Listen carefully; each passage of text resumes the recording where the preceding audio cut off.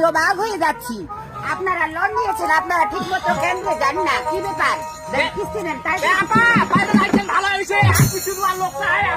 4 তারিখ কিস্তি দেন।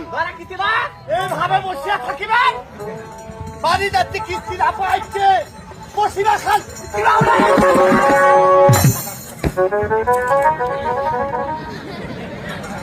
ওকে দেখিবেন মুখে মুখে না বসিবা খান দিবা হবে।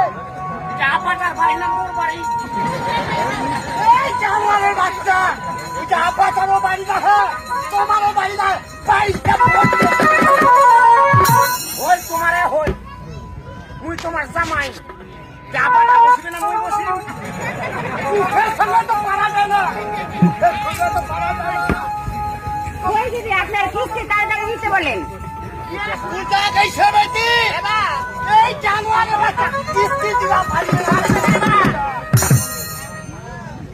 কয়েকটা বেটি, কয় টাকা কিস্তি আজকে? 1000 টাকা কিস্তি বা। 1000 টাকা কিস্তি? হ্যাঁ ঠিক আছে মা, যেহেতু কিস্তি দেখবে আজকাল কিস্তিটা মা মুহে যাচ্ছে না। ঠিক আছে কাকু, আজকের কিস্তি আমি আপনার কাছে নিলাম, ঠিক আছে, কিন্তু আসলে এটা কেমন বোঝায় যে আপনার বেটি জামাইয়ের কিস্তি শ্বশুর বাবাই দিবে? কি করিবেন মা, কারণ মোর কপাল খান খারাপ, কপাল খান খারাপ। তোমার কিস্তি পয়সা নাই ওটা কথা কো। হ্যাঁ, আমি কিস্তি পেয়েছি ঠিক, কিন্তু আসলে এমন করে প্রতি সদস্যের বাসায় গিয়ে বারবার করে কিস্তি নিতে পারবো না। আপনারা লোন নিয়েছেন, আপনাদের কিস্তি কেন্দ্রে গিয়ে শোধ করতে হবে।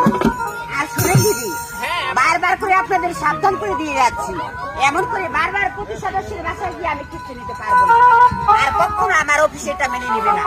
আপনারা যেন কিস্তি ঠিক মতো কেন্দ্রে দিয়ে আসেন। আচ্ছা আপা, ঠিক আছে কাকু, আমি চলে যাচ্ছি।